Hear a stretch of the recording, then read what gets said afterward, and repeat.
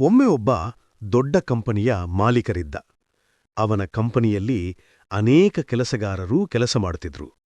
ಅವರಲ್ಲಿ ರಾಮು ಎಂಬುವೊಬ್ಬ ಹಳೆಯ ಕೆಲಸಗಾರನಿದ್ದ.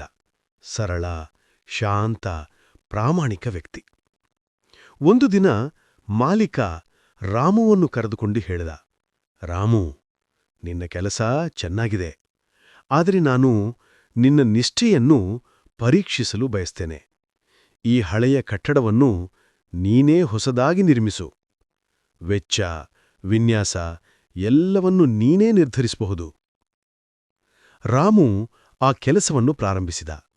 ಆದರೆ ಮನಸ್ಸಿನಲ್ಲಿ ಅಸಮಾಧಾನ. ನಾನೀಗ ನಿವೃತ್ತಿಯಾಗ್ತಿದ್ದೇನೆ, ಇಷ್ಟು ಶ್ರಮ ಬೇಡ ಎಂದುಕೊಂಡ.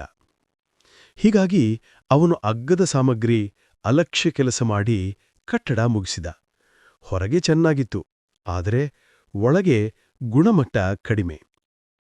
ಕೆಲವು ವಾರಗಳ ಬಳಿಕ ಮಾಲೀಕ ಬಂದು ಕಟ್ಟಡ ನೋಡಿ ನಗುತ್ತಾ ಕೀಲಿಯನ್ನು ರಾಮುವಿಗೆ ಕೊಟ್ಟ. ರಾಮು, ಇದು ನಿನಗೆ ಕೊನೆಯ ಉಡುಗೊರೆ. ನೀನು ನಿರ್ಮಿಸಿದ ಈ ಮನೆ ನಿಂದೆ. ರಾಮು ಅಚ್ಚರಿಯಿಂದ ನಿಂತುಬಿಟ್ಟ. ಆತ್ಮಗಿಲ್ಟಿನಿಂದ ಅವನ ಕಣ್ಣು ನೀರಾಯಿತು. ಅವನ ಮನಸ್ಸಿನಲ್ಲಿ ಯೋಚನೆ, ಅಯ್ಯೋ, ನಾನು ಶ್ರಮದಿಂದ, ನಿಷ್ಠೆಯಿಂದ ಕೆಲಸ ಮಾಡಿದ್ದಿದ್ರೆ ಈ ಮನೆ ಇಷ್ಟು ಸುಂದರವಾಗಿರ್ತಿತ್ತು. ನಾನು ನನ್ನದೇ ಮನೆಯನ್ನೇ ಅಲಕ್ಷ್ಯದಿಂದ ಕಟ್ಟಿದ್ದೇನೆ. ಕಥೆಯ ಸಂದೇಶ ಏನಂದ್ರೆ, ನಾವು ಯಾವ ಕೆಲಸ ಮಾಡಿದರೂ ಅದು ಚಿಕ್ಕದಾಗಲಿ ದೊಡ್ಡದಾಗಲಿ ನಿಷ್ಠೆಯಿಂದ, ಪ್ರಾಮಾಣಿಕತೆಯಿಂದ ಮಾಡಬೇಕು.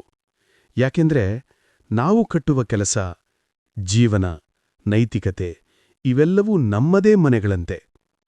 ಅದನ್ನು ಹೇಗೆ ಕಟ್ಟುತ್ತೇವೆ ಎನ್ನುವುದು ನಮ್ಮ ಭವಿಷ್ಯ ನಿರ್ಧರಿಸುತ್ತದೆ. ಈ ಸ್ಟೋರಿ ನಿಮಗೆ ಇಷ್ಟವಾದರೆ ಸಬ್ಸ್ಕ್ರೈಬ್ ಮಾಡೋದನ್ನ ಮರಿಬೇಡಿ. ಸಬ್ಸ್ಕ್ರೈಬ್ ಮಾಡಿದ್ರೆ ಮುಂದಿನ ವಿಡಿಯೋದಲ್ಲಿ ಸಿಗೋಣ.